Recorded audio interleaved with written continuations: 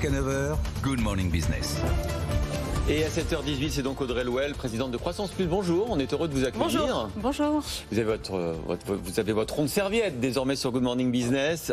On va parler de la réforme de l'assurance chômage, parce que première étape, mercredi, on proroge le dispositif existant.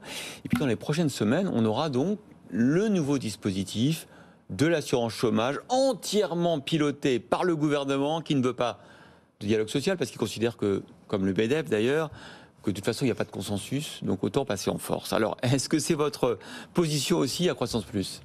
Oui, complètement. On a fait un récent sondage au niveau de Croissance Plus. Le constat est sans appel. Nous avons 17 000 postes non pourvus aujourd'hui au sein de nos adhérents. Ouais. Si on fait une projection sur 3 mois, on est à 20 000 postes. Donc ça représente à peu près 16% des effectifs qui ne sont pas pourvus. Vos adhérents qui sont 483 entrepreneurs, 11 milliards de chiffre d'affaires cumulés, 100 000 emplois. Tout à fait. Donc voilà, le constat est sans appel. Donc il vous manque quasiment 10% de vos emplois. Plus que ça, oui, tout à fait. Ouais. C'est énorme. Donc on est dans une situation de plein emploi. Donc on ne peut pas se satisfaire d'un chômage structurel à cette point. Mais vous considérez que c'est parce qu'on indemnise trop le chômage, ou trop longtemps plutôt, que les gens ne viennent pas voir les adhérents et les entrepreneurs de Croissance Plus et pour proposer leurs services ? Alors, on constate plusieurs choses. Au niveau des personnes qui sont peu rémunérées, en fait, sur les bas salaires, on va en fait retrouver de la concurrence directe avec l'allocation chômage. Finalement, les personnes avec l'allocation chômage plus un peu de travail peut-être non déclaré arrivent à peu près au même salaire. Donc ça, c'est la première constatation. La deuxième, c'est cette fois-ci sur les jeunes diplômés, cette fois-ci, où on sort en fait d'une logique assurantielle du chômage et on arrive sur une logique de droit de tirage où en fait ils estiment que ils pourraient éventuellement... J'ai le droit. Ils ont travaillé 2 ans, ils estiment qu'ils vont avoir une allocation à taux plein, ils démissionnent et ils en profitent. Tout à fait. Donc voilà, vous voyez vraiment ça auprès des jeunes générations ? Quotidiennement. Ah oui ? Tout à fait. Le gouvernement veut moduler les règles d'indemnisation en fonction de la situation de l'emploi. Ça va bien, on indemnise moins. J'ai l'impression, à la lecture de vos propositions à Croissance Plus, que vous voulez aller encore plus loin, c'est-à-dire moduler en fonction du territoire, en fonction de l'employabilité des personnes, en fonction du secteur dans lequel ils travaillent. Est-ce que vous voulez qu'on aille vers une assurance chômage quasiment au cas par cas et dans ces cas-là aller vers une certaine rupture d'égalité ?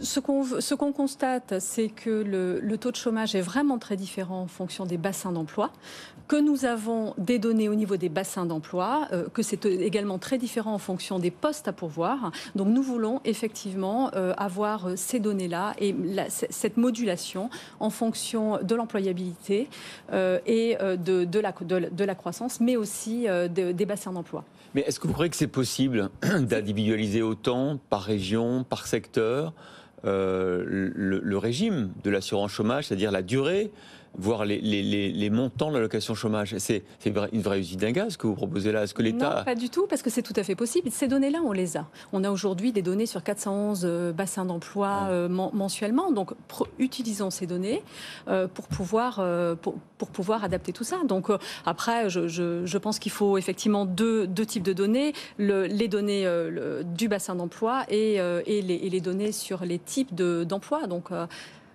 Mais ça veut dire que vous n'auriez plus du tout une assurance chômage. Vous auriez vraiment quelque chose qui varie en fonction du profil des gens. C'est un changement majeur quand même de philosophie. Non, qui varie en fonction de l'employabilité du territoire. Pas de la personne, pas en fonction de ses diplômes. Alors, je pense qu'on peut... Non, pas du tout en fonction de ses diplômes, en fonction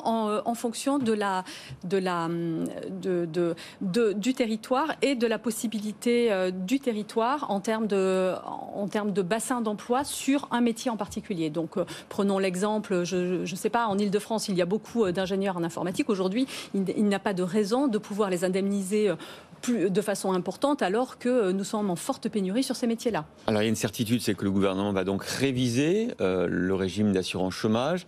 Il y a 2 leviers sur lesquels on peut jouer, et apparemment le débat n'est pas tranché au sein du gouvernement, la durée d'indemnisation et le montant de l'indemnisation. Est-ce que vous pensez qu'il faut jouer sur ces 2 paramètres ?